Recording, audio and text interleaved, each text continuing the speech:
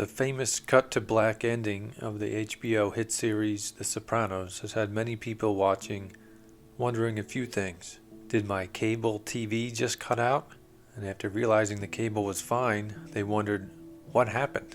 And after they figured out Tony was almost certainly killed, who did it? Throughout the whole series, Tony was never short of enemies, and living that life of mobster crime, danger lurked at any corner. But surprisingly, even though most of his own crew had been wiped out by then, Tony's men were able to pull off a hit on Tony's main enemy, Phil Leotardo, who got a splitting headache, thus crushing the competition. So if it wasn't Phil, who of Tony's enemies and frenemies would have wanted him dead after Phil was gone? Was it Butchie? Possibly revenge for whacking Phil? Nope. He made a deal behind Phil's back and wouldn't have cared about Phil getting out of the picture. Tony's other enemies in New York, perhaps the Lupertazzi clan, most of that crew was wiped out as well. The man who remained was never that antagonistic with Tony's crew, nor was he the sharpest knife in the drawer to mastermind a hit of a rival boss. Very observant, the sacred and the profane. That leaves us to, was it an inside job? Did one of Tony's own men have him killed, for reasons totally separate from any of the other rivalries? Throughout the show, Tony was well respected and rarely did any of his men go behind his back or disrespect him. When it did happen, Tony took care of it. Any mutiny was nipped in the bud. His number 2 guy was not ambitious and in fact never felt like he was meant to be the main boss anyway. So Silvio would not have had Tony killed. Plus he was incapacitated at this point as well. A major clue that it was an inside job was the members only jacket. This jacket was worn by one of Tony's guys, Eugene, who was a capable and loyal soldier who did what he had to do even when he didn't really want to. Members only? How long you been wearing that? At a certain point, Eugene wanted to retire, even offering some of his large inheritance to Tony as a way to buy his way out. He asks Tony, who needs time to think it through, and eventually delegates to Silvio to give him a no-go, since he's too valuable to the crew. A distraught Eugene, realizing he can't have the life he wanted, took his own life. In the last episode, Made in America, there were several characters in the restaurant, but one sticks out like a sore thumb, and that's the members-only guy. Not only does the camera stay on this man several times, but his expression is one of tension and worry. He looks around, goes to the restroom. Soon after, it cuts to black. We can assume the worst for Tony, who, as Bobby suggested, didn't even hear it when it happened. Why the members-only jacket? I simply can't believe that David Chase, creator of The Sopranos, would have a man come in, totally coincidentally wearing the exact same jacket that Eugene wore.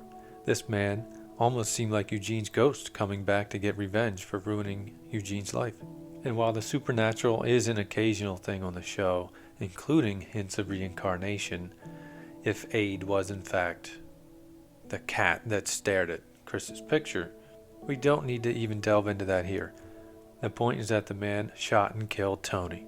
He wore the same exact jacket one of Tony's crew wore, which is a clue that this man was hired by one of Tony's crew. So the real question is, who ordered the hit? Let's look at motive. Who had the motive? 2 of Tony's crew could have had the motive. Let's talk about Paulie. Paulie was always the guy whose loyalties were questionable. When Tony was in the hospital, it nearly killed him to have to give a cent to Tony's wife, which was expected of him to take care of her if Tony was ever incapacitated. He resented Tony and seemed to want to sell him up the river the first chance he got. He was a member of the old guard going back to Johnny Boy Soprano's days of ruling North Jersey with Junior. He was older than Tony and may have felt Tony received special treatment and nepotism. While Tony lived in a mansion, Paulie lived in a small apartment. Tony had antagonized Paulie, asking him over and over if he was the one to tell Johnny Sack about the joke about Ginny, which set in motion a period of struggle with New York. When he went on the boat with Tony, he had flashbacks to Big Pussy's murder on the boat and likely wondered if he had faced a similar fate. This fate could happen at any time for Paulie. Tony could have been a ticking time bomb. He had become reckless with his gambling and leadership. Paulie might have made a deal with New York to get Tony out of the way. All that said, it wasn't Paulie. Why? Because it was Patsy. That's right, Patsy Parisi. Philly Parisi was Patsy's twin brother, who was murdered by orders of Tony, and Patsy knew it, or at least he eventually finds out. He drunkenly almost gets his revenge by aiming a gun at Tony, but instead gets relief by relieving himself in the Soprano family's pool. Patsy bottles up his feelings and gets back to work, getting by in life working for the man who murdered his own brother. But that can't stay bottled up forever.